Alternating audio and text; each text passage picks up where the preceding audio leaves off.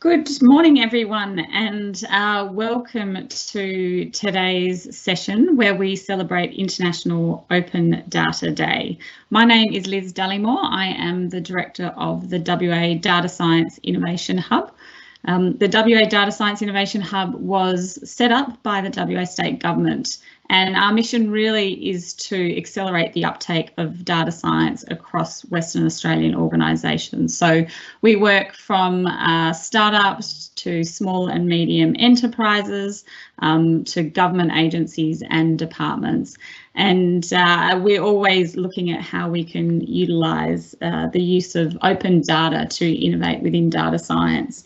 And so we are very fortunate today to have some fantastic speakers from government who will share their insights and their thoughts around the use of open data from government data sources. So I think just in terms of the event itself, so we'll let all the speakers talk and then we'll have time for Q&A at the end. So you can submit your questions into the Q&A chat box as you go. If you could please just make sure that sorry, I'm just saying so there's no sound. Wing, can you not hear? Can everyone else hear? Yep, okay, all right, everyone else can hear.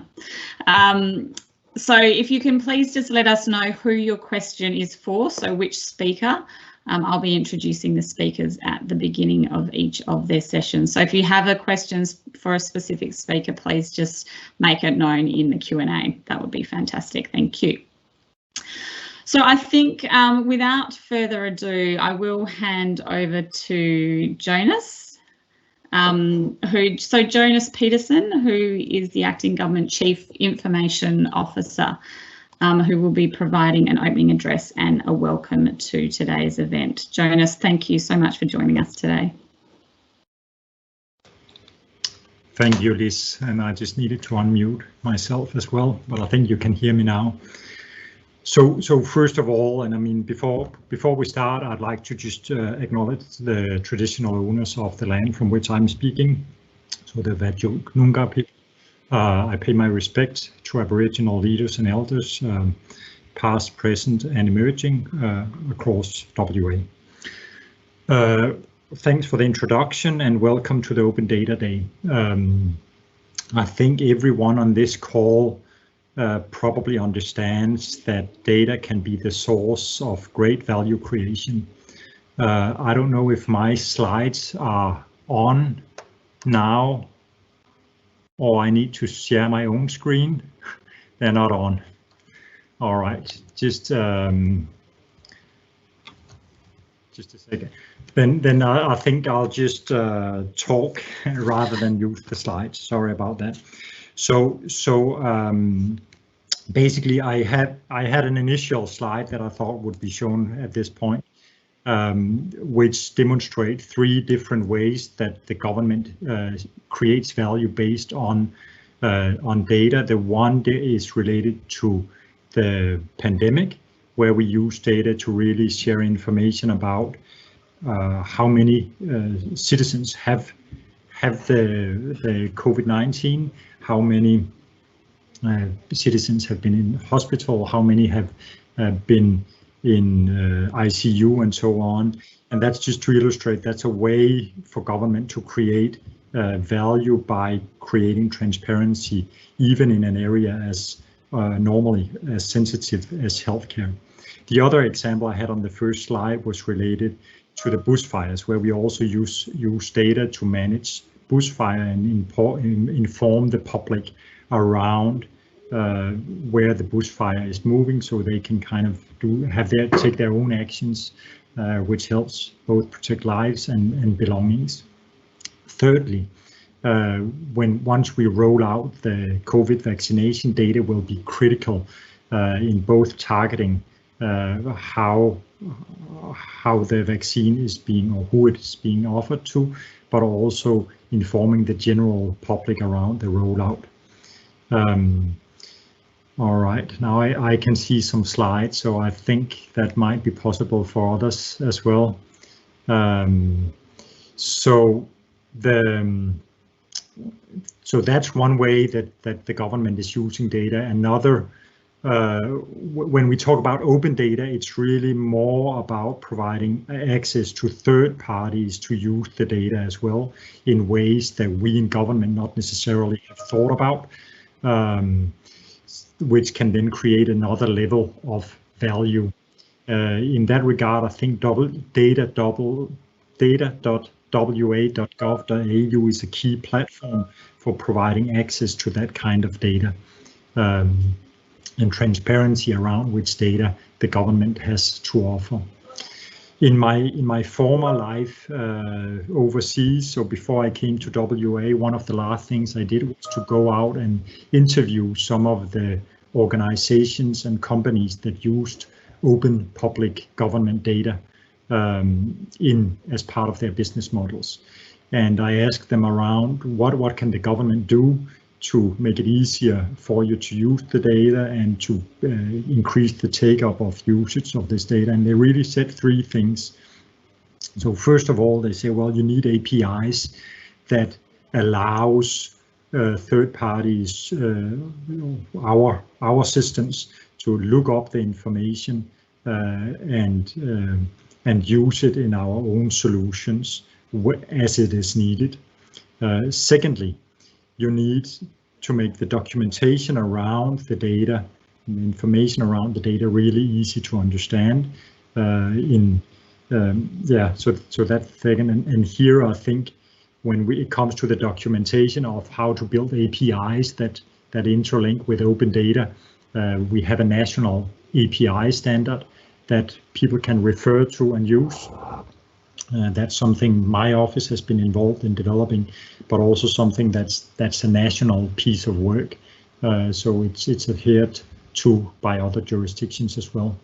Then the third item they pointed to is really that we as third-party users of government data, we need assurance that the data will remain available and updated at a certain rate. Because if we invest in building solutions that can use this data, that would be that's really valuable as well. So I think today we will see some different examples during the event today. We'll see some different examples of how the government provides data and use data in different contexts. I think that is critical. I don't know if you can move to the next slide. Then my all right, and I can see that's not the updated slides either, but the idea would be, I wanted to say basically we need to, the work that you're doing with data and making data accessible, that can help us move from the situation that we have currently, where we spend a lot of energy on just getting access to data and cleaning data, to a situation where we can spend less time on providing the access or getting the access to data, and more time on the value creating part, which is really to analyze the data and provide the insights based on the data.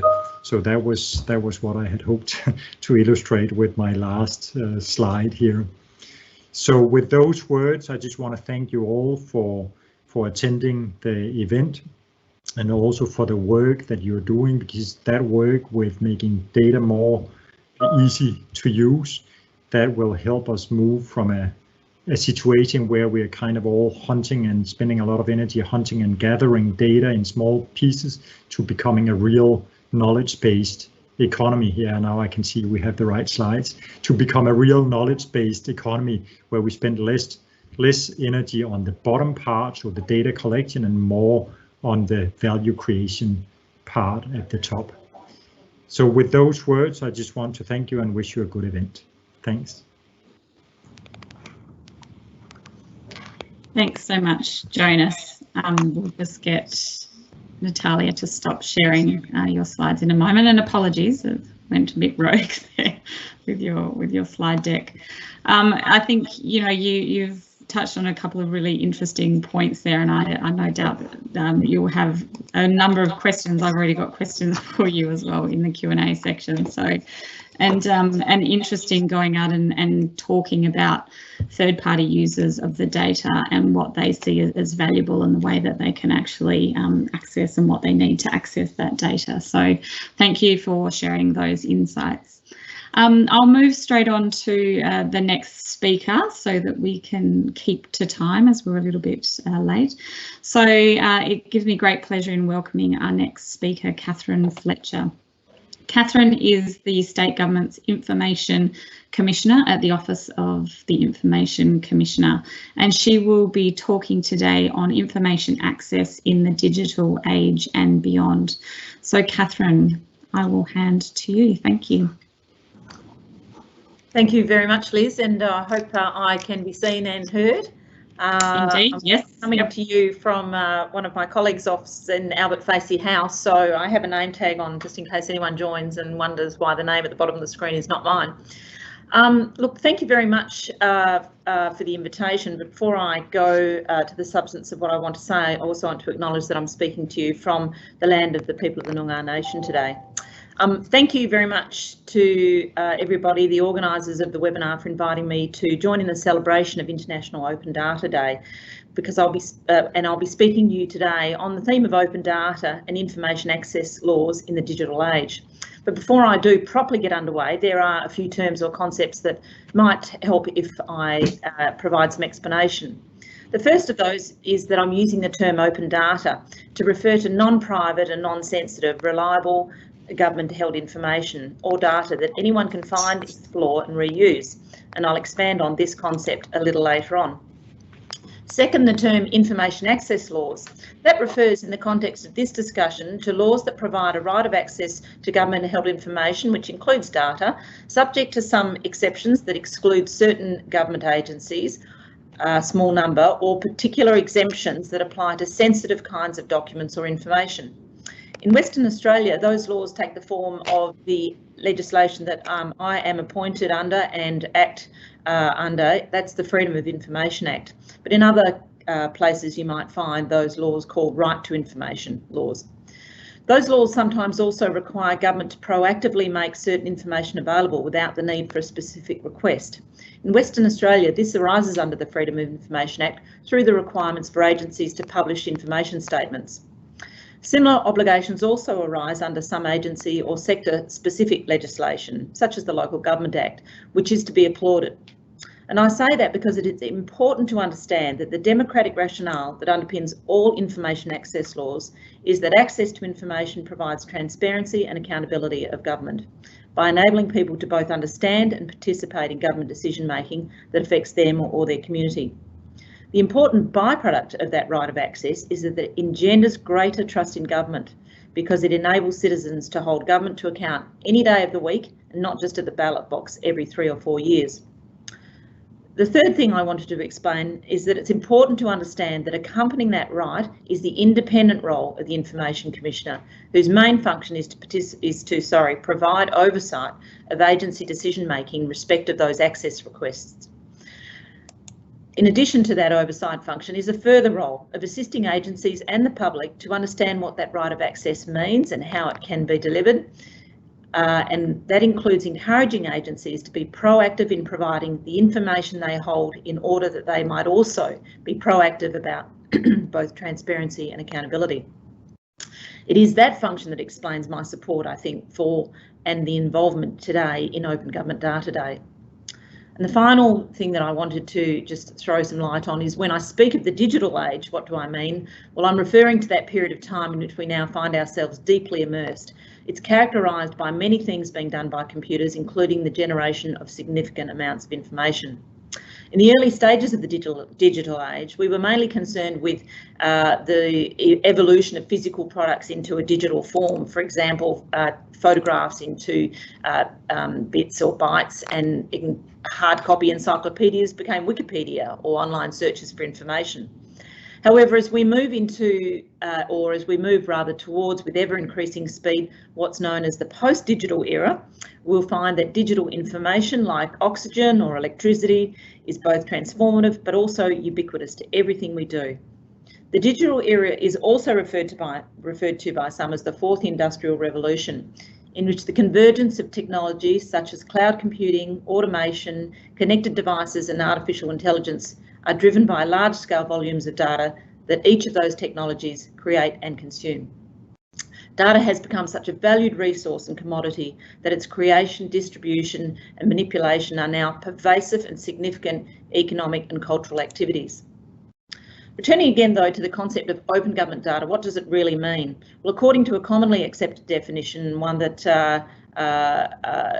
federal government uses, it means data held or created by government that is freely available, easily discoverable, anonymous, accessible and published in ways and with licences that allow reuse.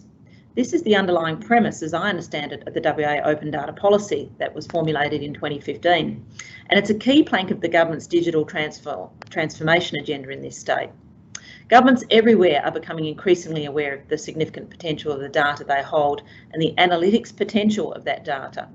In 2014, the value of open data to the Australian economy was estimated to be $25 billion per annum. The National Productivity Commission, in a 2017 report, just bear with me, oops, having trouble moving to my next page, said that it was most significant renewable resource discovered this century. In its 2018 data reform strategy for the public service in Victoria, Victorian government indicated that connected high-volume data opens the door for transformative innovations such as the Internet of Things and machine learning, allowing us to generate valuable insights from real-time analytics. However, accompanying digital transformation is also a growing demand for transparency around government use of technologies and accountable management of those vast data pools, particularly those concerning personal information. I'm sure you'll readily recall the community concern around the health data collected for the Commonwealth's My Health Record program and the robo-debt fiasco involving the matching of tax and social welfare data.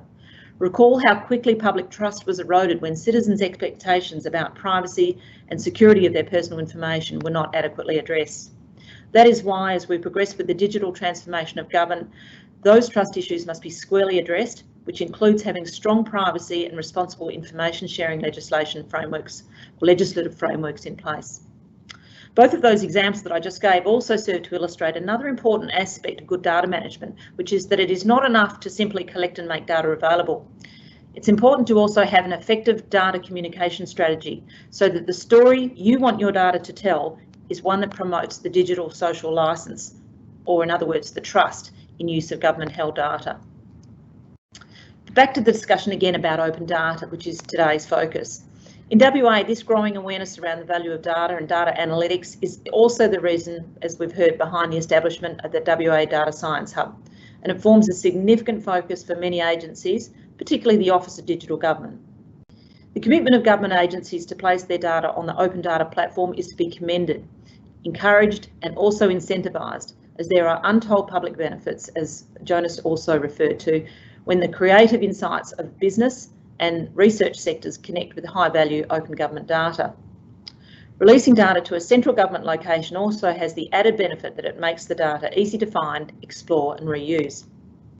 But in addition to commercial innovations or applications, public sector open data is also available to support evidence-based decision-making by policymakers and available for academic researchers. It can support a government business case or plan for the creations of goods or services, or simply inform our understanding of social, economic and environmental trends.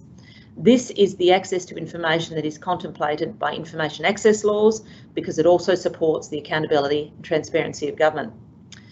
And I want to mention one other thing. It is perhaps no secret that for a long time the governance of records, data and information has been viewed by many in government as a compliance burden for agencies. I would caution and advise that if agencies seek to properly embrace and support the open data policy, they will need to perhaps reprioritise their attention to better and best practice information governance, which means in some cases where a mindset about compliance still exists, moving information management from the backroom to the boardroom. CEOs and Directors General of public sector agencies will need to create a strong agency culture around information management that is keenly focused on making as much public data available as possible. That could mean bringing together, and I think it should mean bringing together, the data custodians, the data analysts, the data ethicists, human rights and information governance experts, industry and community into the discussion about what public data should be made open and how it can be accessed. Good data leadership at all levels of government will be key to the success of the open data policy and digital transformation. My exhortation to all public sector leaders is, in the spirit of International Open Data Day, if you love your data, then set it free. Thanks, Liz. Thank you so much, Catherine. I love that. Yeah, if you love your data, then set it free. I think that should be a catch cry for all of us. I do, you know, I really love the sentiment and what you're trying to do as well, and the positive spin that you're putting on the use of data in particular.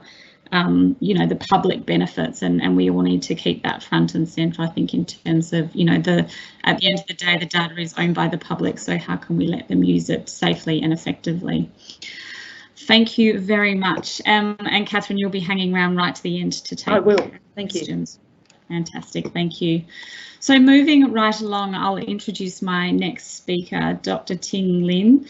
Ting is a research analyst in spatial services within the WA Department of Health, and I know that department in particular has been doing a lot of work around the use of data in relation to COVID as well. So I'm very much looking forward to your talk today, Dr. Lin, and appreciate the time you've given up to speak to us.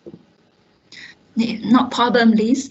First, I would like to begin by acknowledging the traditional custodian of land on which we gather today and pay my respect to their elders past and present. So now, can I share my screen? Just bear me a moment. I share my presentation here. So can you all see my? Yes, yeah, we can see that. Thanks. Yeah, thank you. So good morning, everyone. My name is Ting Lin. I'm from Spatial Service Unit Epidemiology Branch, WA Health. So as I mentioned, I'm from EPI branch. EPI branch sits under public and Aboriginal health. In W Health, we have 4 divisions. So EPI sits under public and Aboriginal health. Epidemiology, it means upon people study. So actually EPI is the go-to area for the population-based health in WA. So EPI's role is to monitor, assess and report on health status, gains and disparities of the WA health with aim of improving policy development, planning of health services, identifying emerging health risks, evaluating health program, and also evaluating system performance. So in EPI, we have 3 teams. One is client services and analysis team. One is health service team, and our spatial service team is one of the team in EPI. If you want to know more about EPI, you can search for our EPI yearbook. There's more details information there. So spatial service unit is the sole JAS expertise provider in WA Health. We help to check the spread and the distribution of disease over space and time. For example, we help CDC to, during the MOPS outbreak, we help them to map the cases over space and time. We also greatly involved in the health facility and health service planning. For example, during the vaccine rolling out, we help them to find out the best location for the vaccine clinic. And we also develop web applications. Currently, we have 9 applications hosted inside health department. So those web applications actually improve sharing, improve information sharing, and allow users to efficiently to share those information whenever they need. And also we help to automate the routine public health inspection process. For example, we help our environmental health to develop the tobacco inspection app. So our field officers, they can use the tablet to go to the field to do the inspection. They fill in the form and submit to our Crown database, and immediately the vendor will get notification, email notification about if they have been compliant or not. If not, what they need to pay attention to. And also the captured survey data will be synced back to our central database as well. We also help to provide the concordance file between different geographic boundaries. For example, our health region to LGA to postcode to SA2. Also, we create the high quality maps for report and publication. So today I'm mainly talking about our COVID dashboard. So our COVID dashboard is the latest. Up-to-date WA coronavirus, shows the latest WA coronavirus cases snapshot, and also the latest trend plot. So this project started in late February, early March last year. So we were inspired by some popular dashboard over the world, like the Johns Hopkins University dashboard, Hong Kong dashboard, and also Japanese dashboard. So we start to investigation those existing dashboard, and then we develop our COVID desktop version, COVID desktop in late March, and we pass along Inside Health for the feedback. In early April, we published the LGA only dashboard because that's a requirement at the time. We need to share the information with public, how many cases in their local government area. And then we are still passing around our the whole version of dashboard for the feedback. And one of feedback we got from our media is like 70% of users, they're actually using their mobile phone to access our health website. So we need to develop the mobile version dashboard. And later on, we got another feedback that we cannot, we need to have the we need to able to detect the screen resolution automatically. So when people go to our dashboard, we need to direct them to different version, desktop version or mobile version, depend on which device they use. So we starting to build experience builder version, so it can automatically detect the screen resolution. In early May, the Experience Builder version dashboard was launched publicly. So then it reached the dashboard reached the peak visit in late January, early February this year during the lockdown period. So the top visit in 24 hours was 32,000 visits in a day. So this is what we use to build the public dashboard. So all the data was stored in the Actis Online. So we're using the web map to organize all those layers. And then the layout you see today, you see online is using Actis operation dashboard. So both mobile version and desktop version was built using Actis dashboard. And then we use, like I mentioned before, we use the Actis Online Experience Builder to auto detect the screen resolution. So no matter what device the user use, they can link to the proper version of the dashboard and to get the better user experience. So for the data updating, we're using the Python script to auto the whole updating process. So this actually great help our work efficiency, because although you see the dashboard is simple, but they have several tables linked behind. So auto scripting process actually help us to auto update all those tables. And also it gives us like minimize our typo errors. If manually do it, we might have some typos there, but if we're using the script, we can minimize those errors.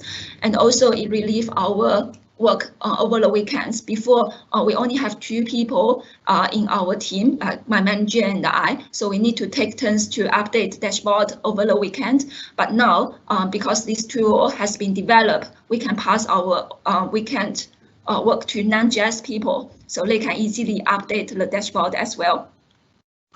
So the data in the dashboard actually from 2 sources. The one you saw like global cases is from Johns Hopkins dashboard. So it's like we use their online REST end, so we can directly consume their REST end API and put onto our dashboard. For the Australia cases, there's no source we can use. So actually those tables we maintain by ourselves, but many sources we got from Commonwealth Department of Health data and also other sources like covid19data.com.au and also COVID Live. Mainly we got information from there. And for WA health part, we got from 2 sources. One is from FEOC. FEOC is short for Public Health Emergency Operations Center. So the data you see on the dashboard, for example, how many confirmed cases today, how many active cases, how many recovered cases, and the gender distribution. Those information all from FEOC. And the case trend plot and also the confirmed recovered cases by LGA. Those was from the WANET dataset. WANET is short for WA notifiable infectious disease database. So those parts is from WANET dataset. So our dashboard actually is quite popular since it's formally launched. Like I mentioned, we have the simplified version before. So LGA hit map dashboard to today is about 1.7 million visits, and the COVID dashboard you see today is about 1.8 million visits. So totally to the end of February is about 3.5 million visits, and the peak was like early February this year during the lockdown, 32,000 in 24 hours. So our dashboard also well received like worldwide. This is a screenshot of S3 user conference last year. So this is our dashboard on user conference last year. So S3 user conference is the biggest event in GIS industry. So last year is the virtual conference. It got about 88,000 attendees over the world, from 180 countries. So our dashboard was on their S3 President Jack Benjamin's presentation. So this is certificate they gave us at the time. And our dashboard also on the S3 Australia website. But in the future, and also currently we are developing our wastewater monitoring dashboard. So currently it's under development. So it's waiting for the final approval from our health minister. So that's all from me. Thank you. Thank you so much, Dr. Lin, and fascinating to see sort of how government's using open data sources as well, and congratulations on the work presented at the ESRI conference. 88,000 attendees, that sounds like quite the conference. I'll just make a quick note to everyone listening in. We do have a number of questions coming in. We don't have a huge amount of time for questions at the end, so there's an opportunity for people to like the question that they would like me to actually ask at the end. So I will prioritise them in terms of the questions that are getting the most thumbs up within the Q&A panel. So if there's a question in there that you'd love to hear the answer to, then please like it and I'll make sure that it gets asked at the end. So moving right along to our next speaker, Chris Gentle is the Program Director at the WA Biodiversity Sciences Institute, or WOBSI as we fondly know it. So Chris has been working specifically on biodiversity data and information management, and WOBSI has done an amazing amount of work and some really interesting work on how they can use biodiversity data and digitally transforming the way in which we look at environmental assessments. So Chris, I will hand over to you. I'm looking forward to hearing about this one.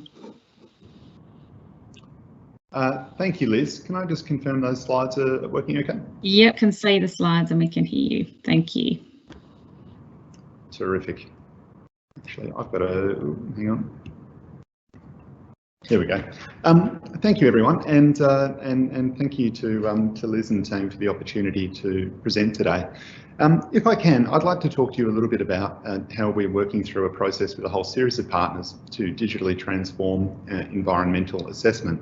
And I won't read to the slides. I'll just leave those there and we can talk through them as we go. But the open data aspect of this that I'd really like to take the opportunity to present is very much around a cultural change of how we're taking data that was once closed, and specifically that from proponents. So anyone who wants to undertake a development, if they will be that private sector or the public sector, and how we've been working through a cultural process over the last, our part of the journey, 4 years, the shoulders of the folks we're standing on, probably the last 15 years, to make that data open and talk through some of the benefits of what that might in fact be. So to jump right in, there's 6 slides just for everyone's awareness. So our focus since 2017 has been to really progress our understanding of the cumulative impact of an action on a region over time, essentially while trying to make a faster decision and ideally a better decision, or in simple English, by 2025, what do we need to do to halve the time it takes to undertake an environmental assessment? Just for context, environmental assessment, the ones we most commonly refer to would be something like a mining project, where if you want to disturb earth, put in a mine, you need to understand the values and the pressures of the region within which you're looking to disturb, and come forward with a plan to minimise those impacts and report and monitor effectively how the impact that you're having is going on the broader environment. So to make that process work, it requires high volumes of quality data that can be shared, place to put it, the workflow tools to enable the process efficiencies, and the analytic tools required for decision support. Key purpose throughout today will be around the high volumes of quality data that can be shared. So to get that to underway, the so what for that, if we can get that data out and get it into a shared place where it can be put to work, we'll improve the efficiency for the environmental assessments for the proponent and the regulator. We'll improve the confidence of the regulator in terms of have they made a correct decision both at a project level and at a landscape level. You'll improve public trust and transparency in decisions through the visibility of the data and the methods by which those decisions may have been made. And lastly, you'll be able to assure both the minister and from the minister into the community that those conditions are in fact being met and those projects are working their way through. So the challenge that was in place until fairly recently, 2017, 2018, is that the environmental impact assessment process was largely, but not exclusively, analogue. So the proponents would do a lot of work in digital systems, GIS systems, geospatial systems, digital twins, all those kind of things.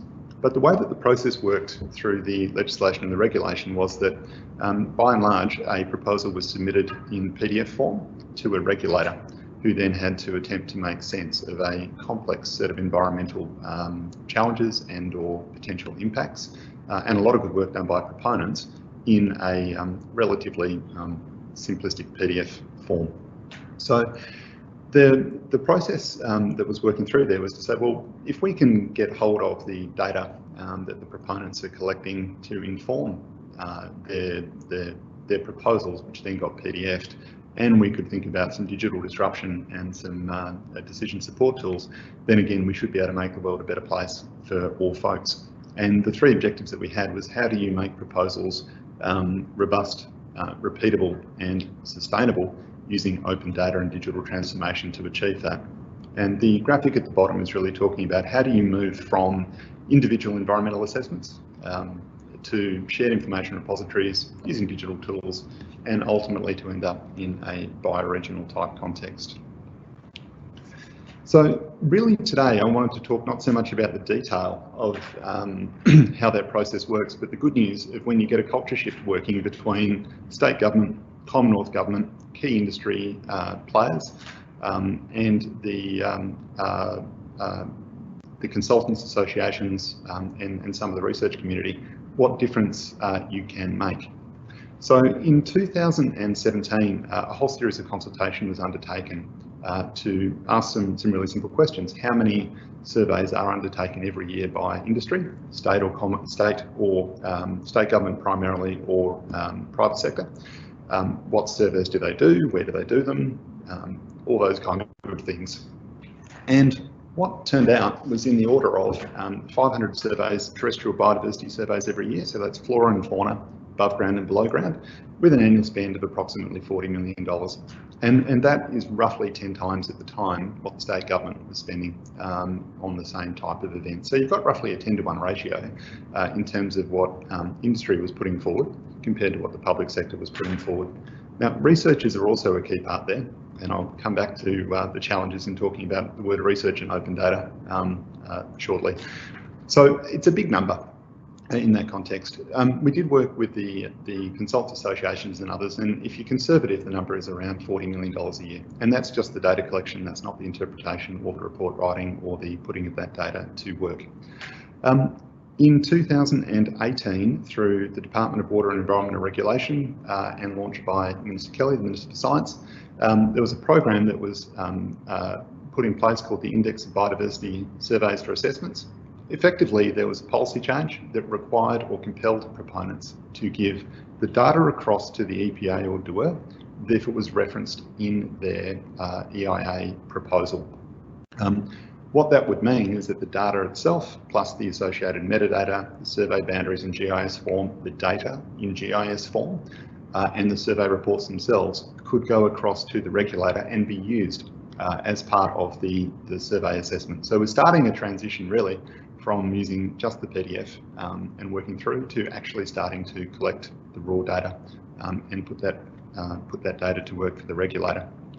Second key thing though was the ability to say we don't just want to collect that data and hide it away in the government, we want to collect that data and make that open data, make that data publicly available.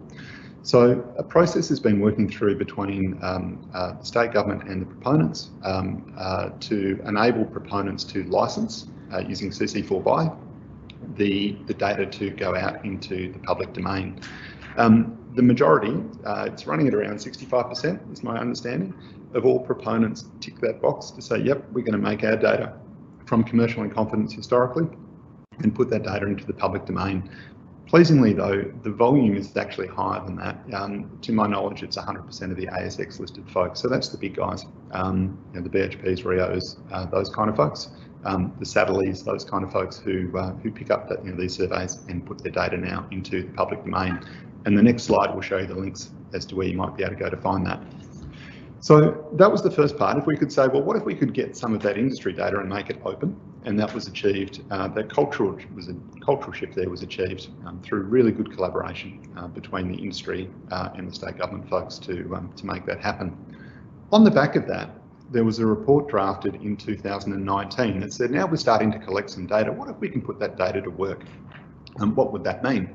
So that, in essence, if you could make a faster decision, leaving aside better for a second, if you could simply get a regulator to make a decision faster because they had access to decision support tools and GIS type data that enabled them to do so, then there was a business case that was built that showed for the state of Western Australia, year on year, there was about $150 million net present value benefit to the state. And that's effectively saying, I got my project up faster, therefore I can claim the benefits quicker.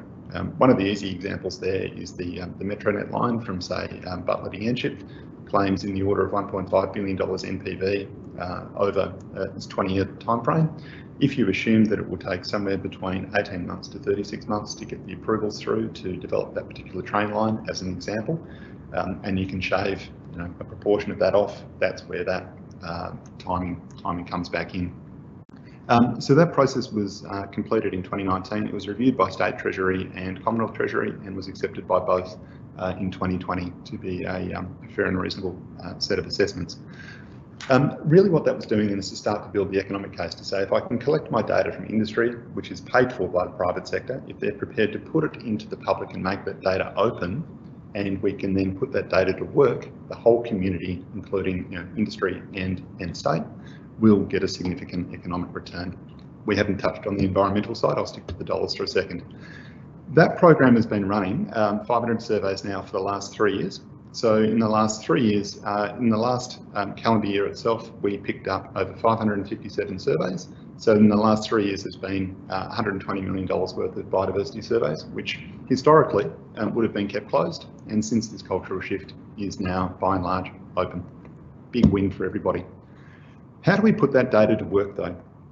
Sorry, I'll go back one. That program was so successful that in 2020, 12 months ago, it was extended out into the marine space. So if you undertake a marine environmental impact assessment, a port, aquaculture, a boat ramp, jetty, a salt farm up north, the same process is being extended out. So that is a further $50 million a year worth of environmental surveys, which are being collected in that particular method. So, the pitch is a nice one, Minister, because of this cultural shift in these moves by industry and state government working cooperatively, in the next decade, we will collect the better part of $1 billion worth of environmental information and make it open, which is just fabulous. It's such a win. So what we've done therefore though is really we've just started to collect the data. We haven't started to curate it. So in 2020, the McGowan government announced the formation of a biodiversity information office, which is being run by our colleagues out at DBCA. And their job, they're just getting underway now. Their job is, it's a new office out at DBCA, and their job is to pick up the IPSA data, the industry data, combine it with the government data and get it out so that we can start to put that data to work. So for the first time, to my knowledge, in WA, we've got a really well-funded team whose job is to pick up the industry data, get it integrated with the government data, curate that data so it's usable, and get it out to work. And their products you'll start to hear more about them probably in the next 12 months or so, working through. Again, on the back of this, there was a further $50 million investment in digital transformation, roughly 25 million in Western Australia and Environment Online, and roughly 25 in the Commonwealth for their digital environmental assessment program, which will again start to move this game on in terms of how proponents and regulators work in a more digital way rather than a PDF way. All of which then says I've got a data disruption, which is putting in the better part of 100 mil a year in WA into an open source way. I've got a digital disruption, which is the Environment Online type programs. How do I put all that to work? How do I start to think about shared analytics and shared models and things like that to put that data to work? And if we do, what's the upside?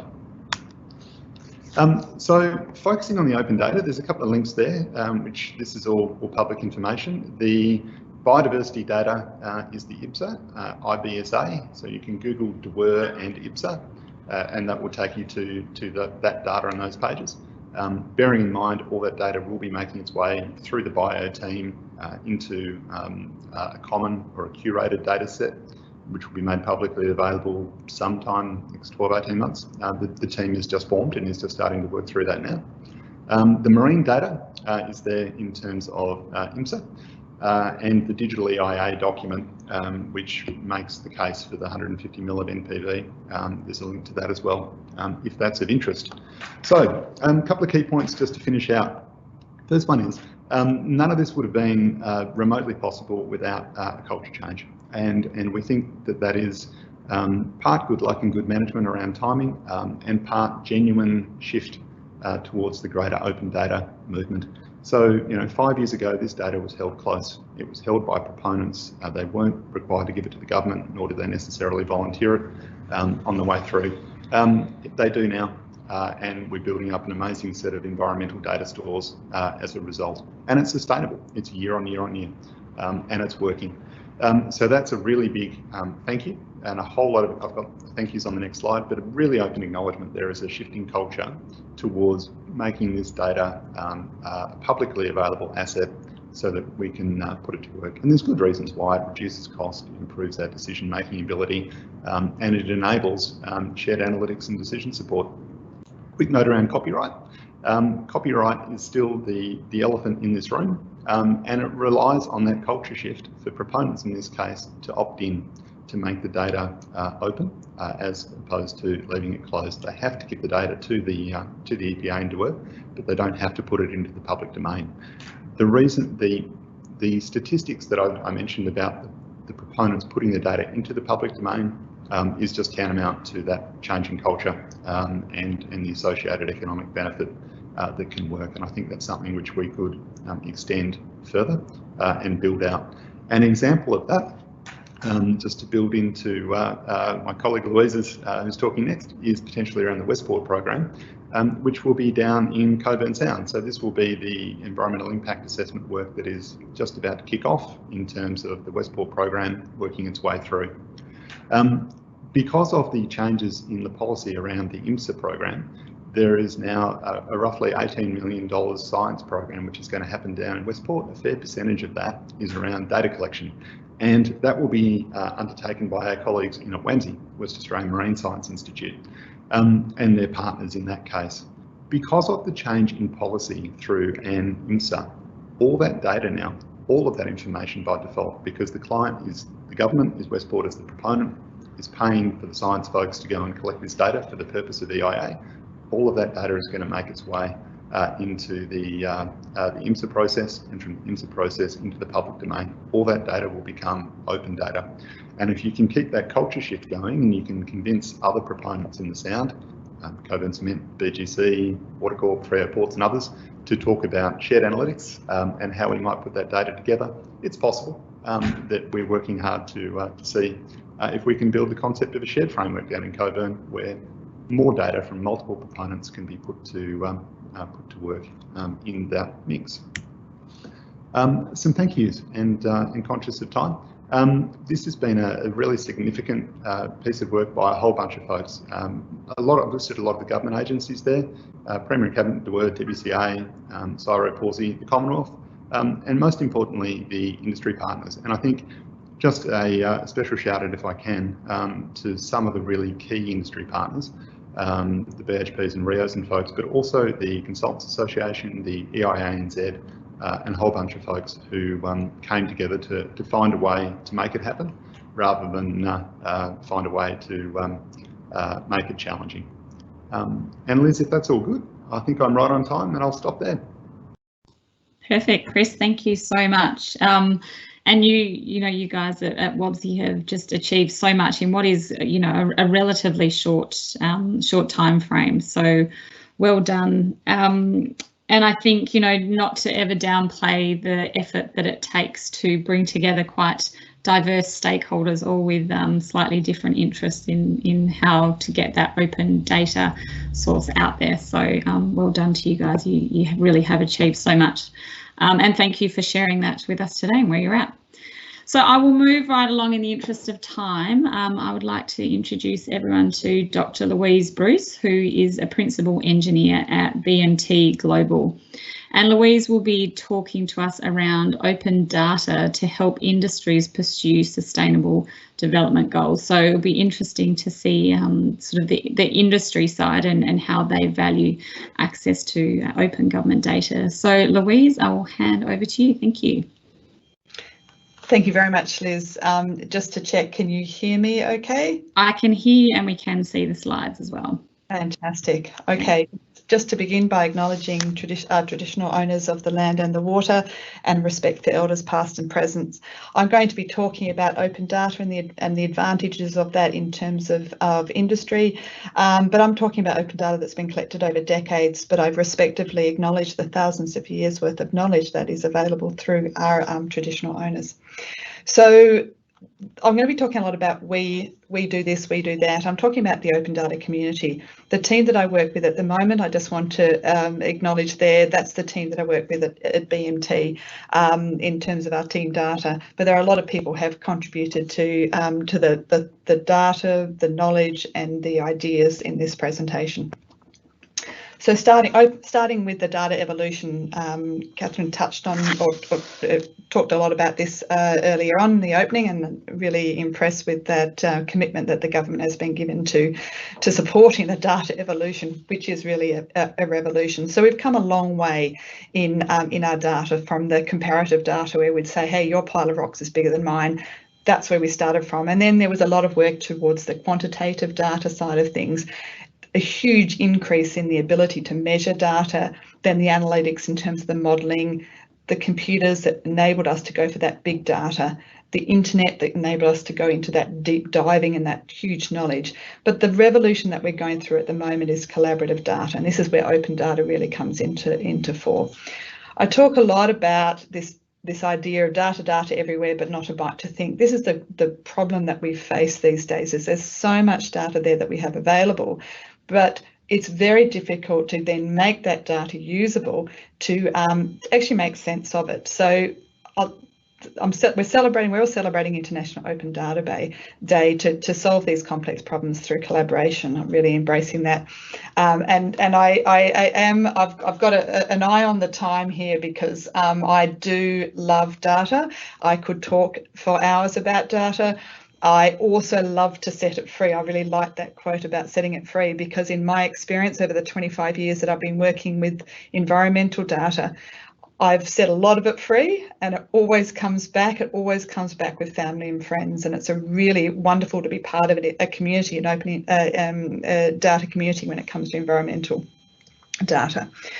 So this is where I see kind of where we're at the moment, the pre-revolution way of doing things. So it would take decades, and you'd invest 40% of your time to collect data. That's how it's been working up till now.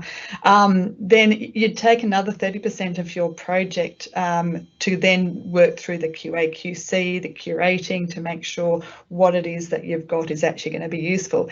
So that you've only really got 20% left, a few months left to really analyse it, and literally left at 10% or a few days to kind of learn from what you've done and then make your decisions. And your decision are literally go, no go to act. And then you're talking about just one bite, it's a yes or no, but you've got to get to that yes or no decision, you've gone all the way from these yotta bites. And where I see now, and that's getting that clarity for the complexity of your data. Where we are now, when I say it's a new way of working, we've been working this way for some time, but I really think the enabling of what happened last year in 2020, when we went into shutdown and we had that, the only way we could communicate was via Zoom, was via webinars such as the one we're holding at the moment. You could really opened up the world so that we could actually start to go towards this vision or this mission.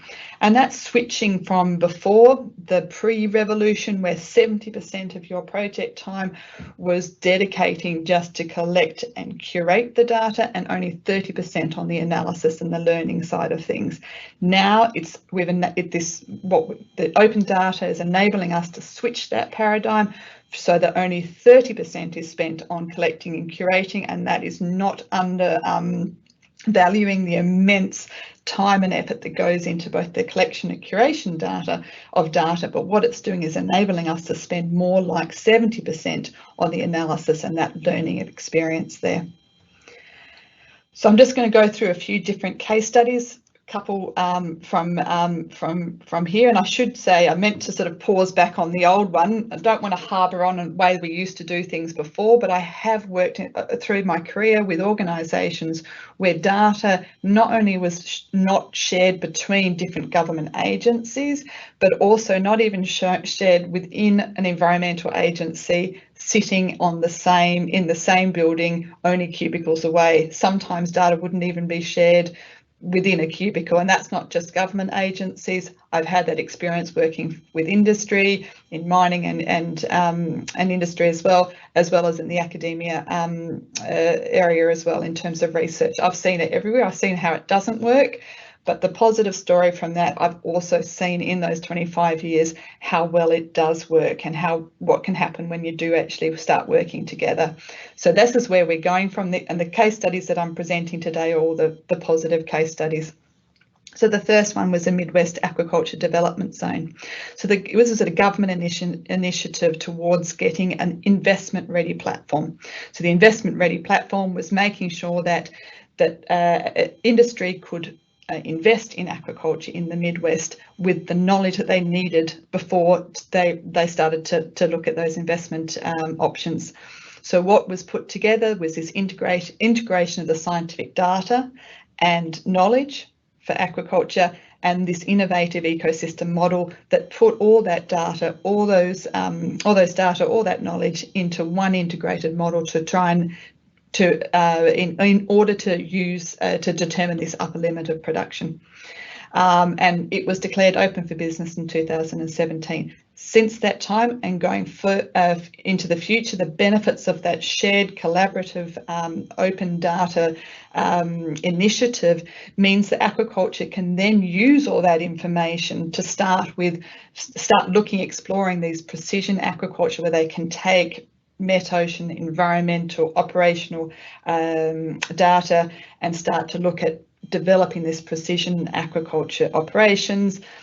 Again, biosecurity is another way where the same information that was put forward to determine the environmental impact of aquaculture can be used to look at how you site select and you manage your operations to mitigate biosecurity such as spread of pathogens and parasites.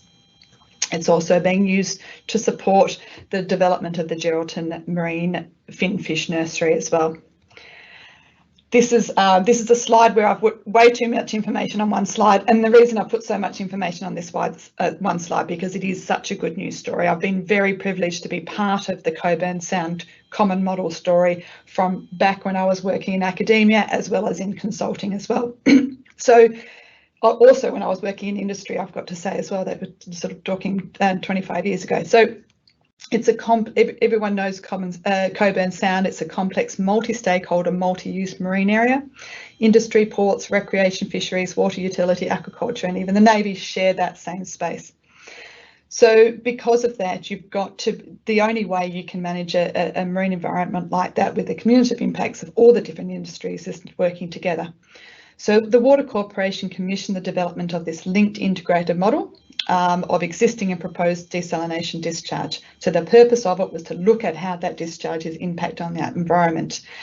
So much of the data that was collected to use to develop this model came from the Cockburn Sound Management Council, which has a long history of collaboration, so that we could tap into when developing that model. It was calibrated, it was validated, and it had an extensive review process. We went through and determined some characteristic climatic conditions that we could use to scenario model and look at different options. Now, I've highlighted in there the extensive review process, and going back to what Catherine was talking about before, how important it is to have that trust. And that trust is only there because, first of all, of the history of collaboration and the data that went in, but also that iterative process when it went back to review and came back again until you got that state-of-the-art model there that you could trust. Westport then commissioned that same model to assess the impact of channel and port design options on circulation. So that's two government agencies working together to make sure that whatever impact that you have on the environment through your industry is enabled through that collaboration process. So that was looking at the circulation patterns and flushing and looking at different design options there. The current and future benefits of that are immense, of working together, as I said, with that common model, common data. Looking at ocean outlets and emergency discharge response, it's been used for that as well. Planning coastal infrastructure design, it's been used for that as well. And this is really important, the targeted environmental management and like future-proofing your ecosystem restoration and risk mitigation. Again, the options go on. Sustainable development, so this is what the focus of what I'm talking about here, cumulative impacts, catchment management, climate change, etc., etc. It's really putting all those things together, and that's the benefit of working together. And I'll just finish very briefly with an example much further afield, but it's again a really positive good news story. in the Scottish salmon industry, it's $1 billion industry. They can lose up to 20% of lost revenues through sea lice infestations. They are planning to double their production targets, but they don't want to double their mortality, of course. So this is a big problem for them. It requires innovative, collaborative efforts to de-risk investment. The government invested 20 years ago in developing a common model for the Scottish seas. That was to promote aquaculture and offshore oil and gas industry. So we formed last year through an innovation fund, a partnership between fish farmers, the scientists, regulators and consultants, all working together to try and solve this problem. We benefited from this 20 years of scientific knowledge, operational data and model development, which enabled us to come in and do a 12-week sprint, so a feasibility study to look at how we can use this innovative integrated model to minimise the impacts of treatment of the sea lice and maximise the efficacy of that treatment. So we were focusing on the EPA goals and visions of being beyond compliant when it comes to impact on the environment. So I just want to very quickly finish with saying thank you so much for everybody who's contributed to these ideas and these projects. My apologies if your agency is not listed there, because there are so many, and I was putting this together. I knew that I just wanted to acknowledge those, but there are many others as well. So I think that's it for me. Fantastic. So thank you so much, Louise. And I think probably some common themes with some of the speakers there, and you sort of touched on that requirement for trust, but I think also that idea of that common model around sharing data and coming to that from all the different stakeholders' inputs, whilst having that greater good. So, you know, what are the greater good benefits that are coming out of having that sort of integrated model is really interesting. So thank you very much for your insights on that. I will move right along to our next speaker. Jenny Smith is the Manager of Data Collaboration at Landgate, and will talk to us around building a stronger data community with the Data WA Champions Network. So really interested to hear about this program of work, Jenny. I know that Landgate does a lot of work around data sharing and open data, and some fantastic stuff with their analytics team as well. So welcome, and thank you for sort of sharing the message around the Data Champions Network. Thanks, Liz. Just want to check, can everybody see the slide and hear me clearly? Yep, can see the slides and can hear you. Thanks. Well, last year and this year's event is unique in the sense that it's not a single agency who organised it. It's been a collaboration of organisations who provided the expertise and time, and it is thanks to these individuals, the data champions, who have made this possible. So the people who put in the time and the effort to find speakers and coordinate this event when it was not necessarily part of their job. There's also those who volunteered to host and facilitate, and of course the speakers who agreed to share their data journey. So we mentioned the Data Champions Network, and I know that there's a survey that went out, and more about that later. I just want to say the Data Champions Network, it's not an exclusive group of members. It's it's a network of people with like-minded interests. So all we are doing is to help facilitate these connections. So we distributed the survey link to find out how you would like to be involved in a Data Champions Network for WA. Also, your thoughts on the ideal data discovery portal and the functions it should provide, and of course, what data themes or data types are important to your business that we should focus on. So if you haven't already provided feedback in the survey, then please have a quick look. It takes about 3 to 5 minutes to complete. For those who didn't receive a link, it's on the Data WA blog page. So far the survey has revealed that some people would like to be involved more than others. They would like to share their ideas and also share their network connections, whilst others are happy to sit on the side and watch, and that's fine too. So government agencies produce and collect much data in their day-to-day business, and we know that data is a valuable strategic asset for the public sector, but also for industry. As Catherine mentioned, the open data policy for WA was released in 2015, and the Department of Premier and Cabinet, Office of Digital Government, is the owner of the policy. Landgate has a unique relationship with Office of Digital Government because Landgate leads the implementation of the open data policy by providing the Data WA portal. The portal is a place to discover and access public sector data in a catalogue or through connections to other data sites. Enabling the open data policy includes managing the data portal, as well as having a planned approach to sourcing useful data. And that is about working with data custodians and providing guidance on standards and best practices for data sharing. So it's not just about the portal, it is the underlying functions that support it as well. And it can get quite complex and diverse. In the opening speech, Jonas mentioned the value of accessing data through APIs. So we have a technical crew that support the Data WA, the portal, but the real success though is to improve data access. It is working with the people who produce the data and also the users of the data. So it is all about the data collaboration and getting that active stakeholder engagement. A recent report on a data-driven economy for Australia highlighted that we have much data. However, finding the authoritative data sources is challenging.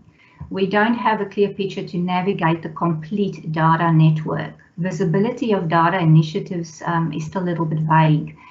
I've had a sneak peek at the survey results. Thanks everybody who's put in their thoughts. So the survey results so far revealed that most people want to have a single place to find trusted data.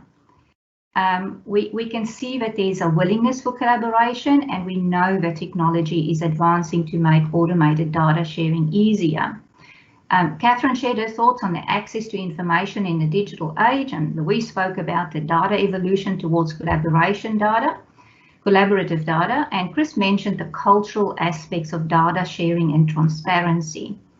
The Data WA network is just one way that we are helping to facilitate that, to map out a clearer path on that network. Okay, so now getting back to the Data Champion Survey, sections 2 and 3 covers the data and technical aspects, and this gives us insight on what tools you would find useful and also describes that data landscape.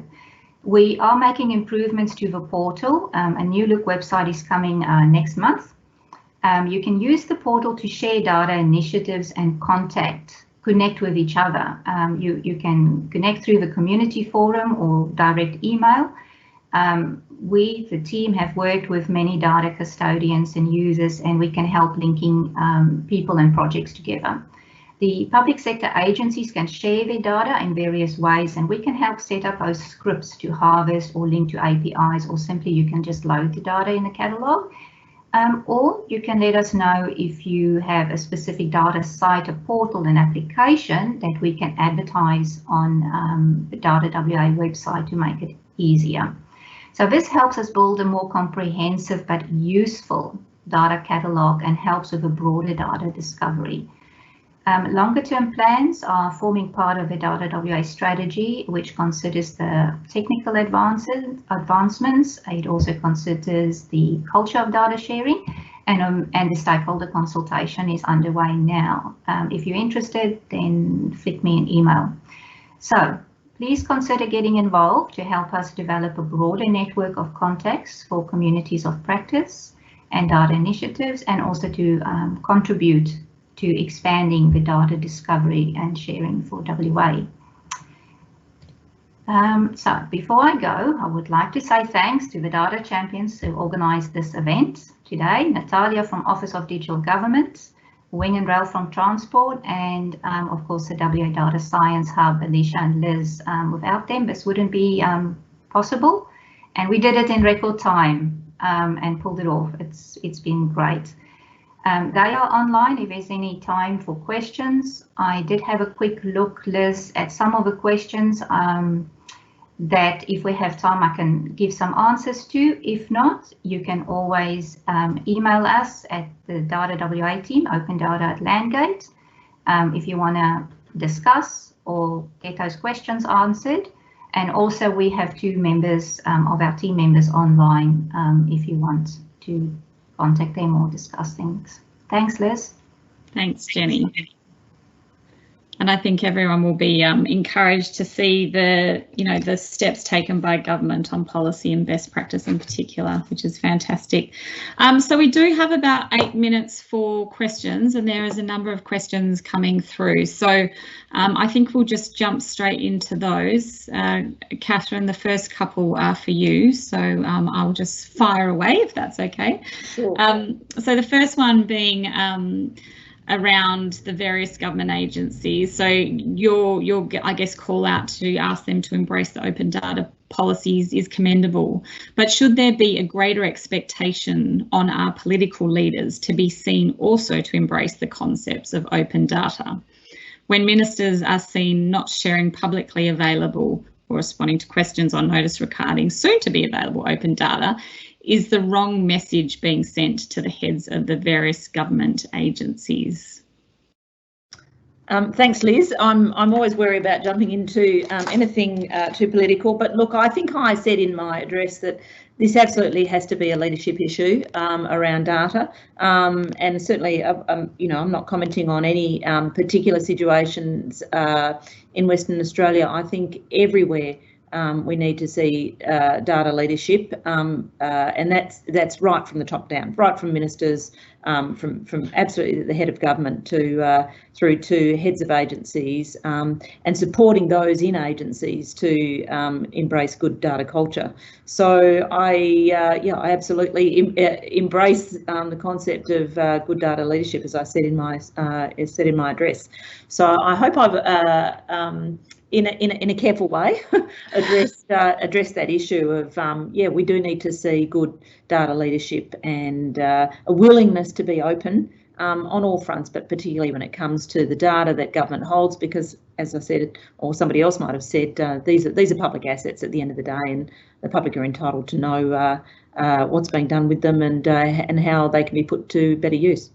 Indeed. And I think, sharing stories like we're doing today around how it does benefit the public and the collaboration that can actually be achieved where people sort of make a conservative effort to work together to share data, I think is fantastic. And indeed, a number of speakers gave those examples. So perhaps it's about communicating those good news stories further up the chain. Absolutely. So Catherine, another one for you around local government agencies, and I'm not sure if you can specifically answer this one, or if there's some other people from our speakers today that will be able to answer this one.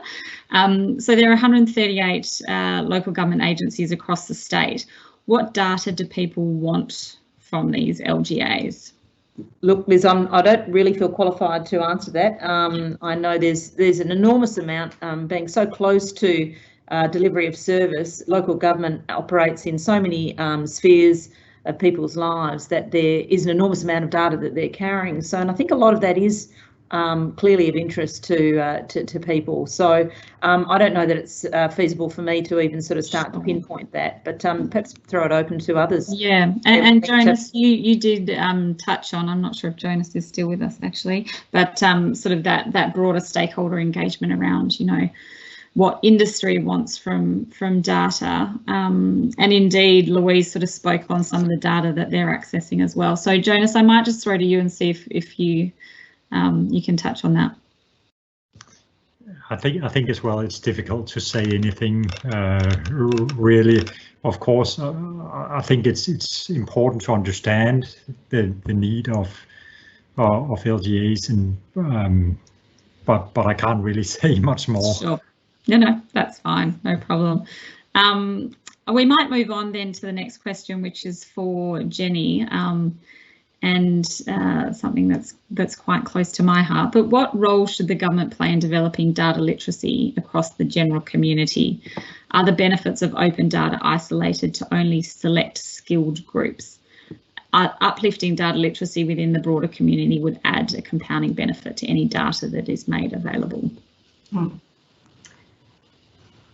Yeah, as I said, the one aspect is having the portal online and it's just a tool, but what good is a tool if you can't use it? And the challenge we have on the data portal is our audience is so diverse. We've got users who's GIS experts, and we've got people who's analysts, and we've got public people, so it's quite diverse. Yes, we certainly do have a role, but I think it should be a collaborative effort. We can't teach everybody on everything, and I think that's where it's important to understand who the experts are, connecting the right people that sort of help coordinate a bit more education. I noticed for instance, at a GovHack event, sometimes there's a clear divide between spatial and tabular data, and not having the tools in your hand to understand it. So that's the one part in the tools, but also the data itself in understanding the data. So we do have a role in helping with that education, but it is a huge task and we can't do it alone. Indeed. And I will just make a sort of shout out for the WA Data Science Innovation Hub, where we do work with a lot of organisations to upskill them in the use of data literacy more broadly, but how they can use it within their businesses. And we take that all the way back to high school students as well. So ensuring that it just becomes embedded and ingrained. Data literacy is just another form of literacy that people should be across. I think we've probably got time for one more. And Catherine, this I know we've spoken on this one, but it's also something that I think a lot of people would enjoy to hear your insights, especially coming from your legal background. But what is your opinion on the potential legislation of government data sharing? Other states in Australia have legislation in place to set framework or guidelines on sharing data between government agencies and the general public. Okay, thanks, Liz. Yes, it is true. Some other jurisdictions have data sharing legislation, and some are still working towards it. And I think that can be quite openly said about Western Australia. We're working towards it. I think the great thing to look forward to with data sharing legislation, which has within it or is accompanied by strong privacy protections, is that it provides that authorising environment. It provides that legal framework for people to move from being risk averse, or perhaps government agencies from being risk averse about their data, to embracing and managing the risks. So I think that's really the strength of having a legislative framework rather than just policy around data sharing. And as I said in my address, I sincerely hope that we see some progress, some further progress, I should say, because there's been significant consultation around a proposed legislative framework for privacy and data sharing in Western Australia. It would be great to see that continue, because I really think, particularly the last 12 months with COVID-19, the jurisdictions that have those strong authorising environments for data sharing have really got ahead. We need to be part of that, because not only is it a case of providing great opportunities for collaboration with business and academia, etc., but it really provides a great opportunity to provide better service delivery to citizens, and I think that's the main aim of government, isn't it? To provide better service to citizens. So the authorising environment to enable, I think, government agencies to go from perhaps being risk averse to managing their risk appropriately, I think will be the real win when we ultimately have legislation of that kind. That's for government, not for me, but certainly something that I would most welcome. And I know people at the Office of Digital Government are working very hard, and others are working very hard to make that happen for Western Australia. Indeed, I think it's a case of watch this space as well. So it has just ticked over to 10:30. I would like to thank all my speakers. There are a number of questions that are still waiting in the wings. So what we might do is take those questions on notice and go back to the speakers, and we'll publish their answers on the WA Data Science Innovation Hub social media channels as well, so people can have a look at their responses. So again, I would just like to thank all the speakers. It was fantastic just to see the positive nature of the discussion around open data, the benefits that it can bring, and how government is also and industry are collaborating and working together. So thank you very much.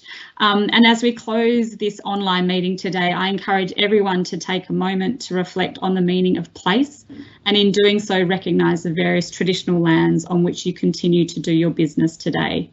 Consider these traditional owners and the collaboration they have fostered for centuries. I'd like to acknowledge the past, present and emerging elders of all the lands we work and live, and pay respects to their vision and insights. Thank you all very much for joining us today, and enjoy the rest of your day. Thank you. Thanks.